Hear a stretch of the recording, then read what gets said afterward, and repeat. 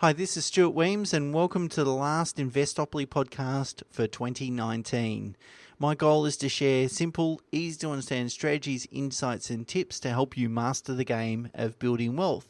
And in this episode, I'd like to talk about how difficult personal risk protection insurance is becoming to get in place. So when I talk about personal risk protection insurance, I'm talking about income protection insurance, life, and total and permanent disability insurance, which is TPD, the acronym TPD. And the problem the challenge that we've had is really twofold over the last, say, 5 years. Firstly, premiums have been increasing significantly for these types of insurances. And then also getting new cover has been very difficult. So unless you're in absolute perfect health, it's always been a challenge, or it's become an increasing challenge, I should say, to get a clean policy without any exclusions and so forth. So I thought I'd talk through what we're observing and what you can do about it. What are the potential solutions to this problem? So firstly, of course, insurance companies have a pretty bad name, and that certainly hadn't been helped as a result of the Banking Royal Commission and the stories that certainly came out of that, and actually resulted in some charges and fines this year. So, the Royal Commission hearings occurred mostly through 2018, and then as a result of Commissioner Haynes' recommendations, ASIC and the government has been prosecuting the insurance companies.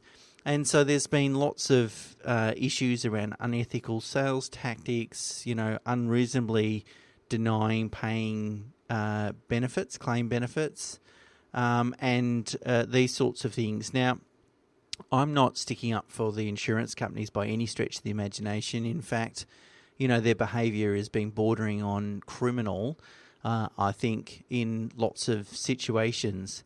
However, when it comes to insurance, it's the key driver of problems typically is the client doesn't really understand the quality of the product that they're buying. It's really important.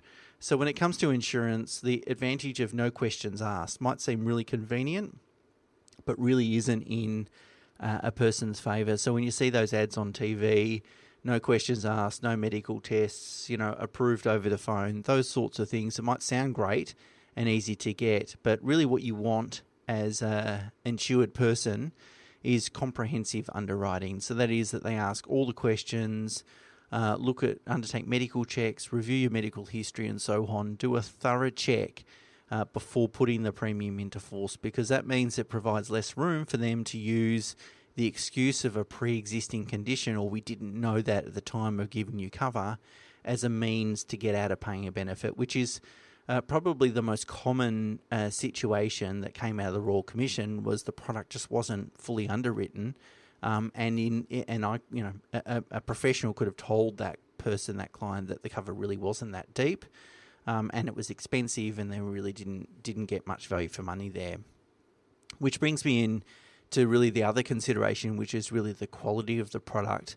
And when we talk about quality with respect to insurances, we're talking about the terms and conditions, and particularly definitions within the policy document. And these go to how comprehensive the cover is, and that then feeds into how likely are you to get a claim approved in the event of requiring a benefit payment. So, you want that quality, you want the insurance fully underwritten, and if you're doing that, that'll solve most of your problems.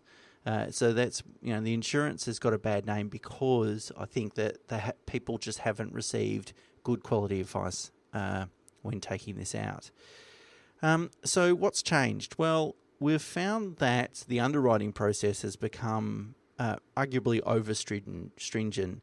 There's almost an absence of common sense when looking at a client situation, and even the most minor issues have caused problems in terms of getting coverage. And really, if during the underwriting process an insurer believes you've got a health condition, a pre-existing health condition, there's really four things that they can do. They can approve the cover anyway and give you clean cover, which is very unlikely. The second option is they can add an exclusion to the policy. So if you've got knee problems, for example, you might get a right knee exclusion, right or left knee exclusion. So therefore, if you are unable to work as a result of your knee injury, you don't get cover. But, if you're in a car accident and injure your back, you will be covered for something like that, for example. So you can have an exclusion. The third option is a loading. So they might just say, look, we'll give you the full coverage, but we're going to add a 50% loading onto the premium, so we'll charge you a much higher premium. And the fourth option is a decline. That is, they decline to give you any cover. The most common outcome when a insurer identifies a pre-existing health condition is either an exclusion or a decline. Loadings happen and they occur every now and again, but they aren't that common. And so even for, inconsequential, minor, asymptomatic health conditions can still result in these sorts of exclusions. And this is the frustrating thing, right, is that even, if I'm 45, I'm in pretty good health, if I went for insurance, I'm sure they'll find something that they would exclude as a result of something that's completely inconsequential. And that, as I said, that poses a problem because sometimes the exclusion is so problematic that it really does reduce the level of cover, and therefore people find themselves not able to get insurance. So let me give you examples. I've got 4 examples to share with you. We had a client that liked to get massages, just sort of relaxation massages, not by a physiotherapist or anything like that. It was just something that they did spasmodically because they really enjoyed it. It was a relaxation exercise. And the insurer slapped a back exclusion, or tried to slap a back exclusion on his policy. We actually didn't accept it for reasons that I'll go into in a second. But that's just ridiculous.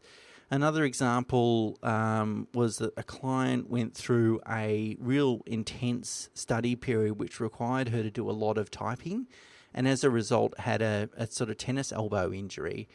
The injury was treated, it was done with, the injury was not ongoing, the client was symptom-free for a long period of time. She got an elbow exclusion in her policy. Another client just recently has regular chiropractic visits for preventative reasons only, not for treatment of an injury, an existing injury. It's just because the client plays a lot of sport, and he received a spine exclusion, which is just nonsensical. And my last example is we had another client where the insurer wanted to reduce his benefit period to only 5 years. Normally the benefit period is out to age 65. So if you're 40 applying for insurance and you're 40 years of age, then you've got 25 years of cover, for example. Well, this insurer wanted just to reduce the benefit to a finite 5 years and add a 75% loading. So firstly, the benefit period is very, very short, arguably just meaningless. But they also wanted to almost charge twice as much in terms of a premium, just because the client worked long hours and had high cholesterol. It's ridiculous. And we get these examples every day. It's really becoming really challenging to get insurance, personal risk protection insurance, unless you have an absolutely impeccably clean bill of health. The other problem with insurance is mental health, and it's becoming a real challenge. Mental health conditions are the third most common cause of TPD claims, so total and permanent disability, and the second most common cause of income protection claims. The first is cancer events. Insurers are becoming more conscious about these risks, and mental health exclusions and even declines for insurance as a result of mental health conditions becoming increasingly common. So we've had situations where clients have proactively attended a counsellor, maybe because of a death of a family member or a marital breakdown or those sorts of things, and the insurer has included an exclusion in their insurance policy just because they're being proactive. I mean, surely if someone's being proactive, aren't they demonstrating good mental health practices by, going out and talking to people and getting some support and those? In a way, maybe these sorts of people that exhibit these sorts of behaviours should be getting premium discounts rather than exclusions on their insurances. So people need to be aware if they go to their GP and talk about some mental health issues, attend a counsellor or undertake treatment for depression or anxiety, there's a pretty good chance that it will negatively impact their future insurability. That is, that it'll come out under an assessment. And look, the insurers put a lot of information out there that to say that they're not heavy-handed with assessing applications where clients have had history of mental health, which could be just, as I said, attending a counsellor because of a death in a family. It could be something as understandable as that. Anyway, the insurers have these glossy brochures saying, look, we're not discriminating against people that seek treatment or anything like that. But the reality is completely the reverse in our experience. What we're seeing is that even with the mere appearance of a possible mental health issue results in exclusion at a minimum. And given that almost half, according to research, almost half of the total population will experience a mental health condition at some point during their lifetime, the insurance industry's approach to this is quite worrying, because in some degree it could actually discourage people from seeking treatment, and that outcome would be terrible, be a very poor outcome. So be careful around mental health challenges. There's probably not much you can do from a prevention perspective necessarily, but understand that it will impact on your future insurability.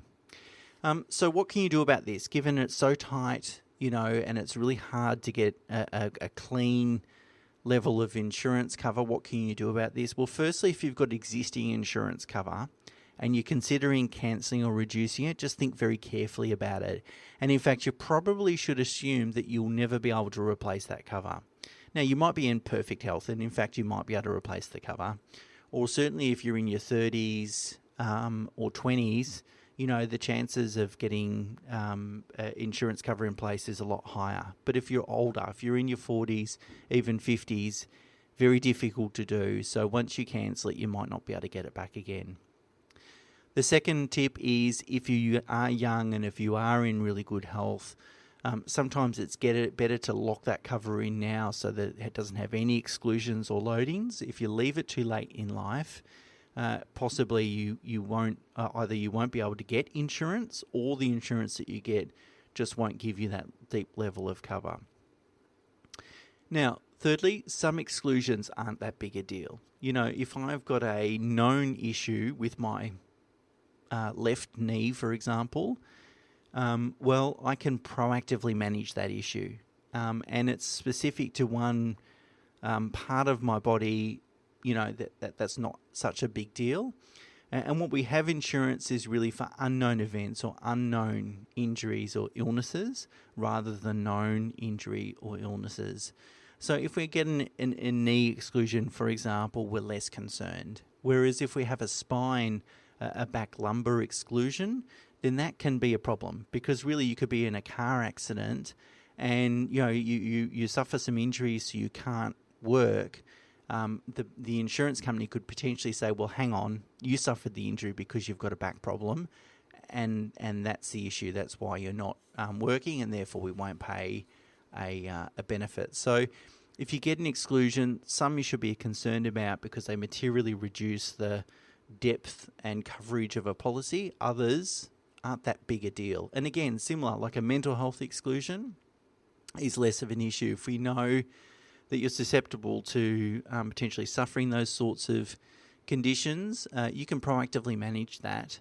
What we're really worried about with insurance or covering insurance is things like cancers and those sorts of unknown medical issues that can occur in life. Another option is to look to larger industry super funds. So industry super funds have what's called group cover, which means that they go and get one insurance policy that covers all the super fund members, or at least all the super fund members that opt into insurance. And quite often they can have, you can get a sort of basic level of cover just by completing a really simple medical questionnaire. So if I looked at Australian Super, for example, if you apply for less than $800,000 of life and TPD cover and or less than $10,000 of income protection cover per month, then you only have to go through quite a streamlined application, and that they might not, it's not as thorough necessarily, and you might get some clean insurance that way. So that's always potentially an option. So every day of the week, we spend time helping clients determine what the right amount of cover to take out is, making sure policies are structured in a tax-effective manner, making sure we really understand the quality of insurance cover and products, and then help clients navigate that underwriting process so that they achieve the best possible outcomes for themselves. Most people don't have the skills, knowledge, and experience to do that themselves. And sometimes it might feel like the easiest path, that is, sorting it out yourself, not necessarily getting any advice, not involving a third party. But it's not until you need to make a claim that you realise that perhaps that isn't the right approach, and what you don't know can actually hurt you in the long run. So if you are arranging insurance, or if you are making changes to existing insurance, particularly in light of the current climate with underwriting, certainly do seek some independent advice in respect to that, because it could be certainly worthwhile. So that's it for this week, and also for this year. I'll take a break over the Christmas period. But thank you very much for listening into the podcast this year. I hope you've enjoyed the topics. I certainly spend plenty of time thinking about what to talk and write about each week. And I'll be back in January 2020 doing the podcast next year, as well as I am releasing another book next year. So I'll certainly, in around about April or May, and I'll certainly be talking more about that as well. So I hope you and your family have a fantastic Christmas time. Get some time to take off and enjoy time with family and friends. And I look forward to talking to you again in the new year. Okay, bye for now.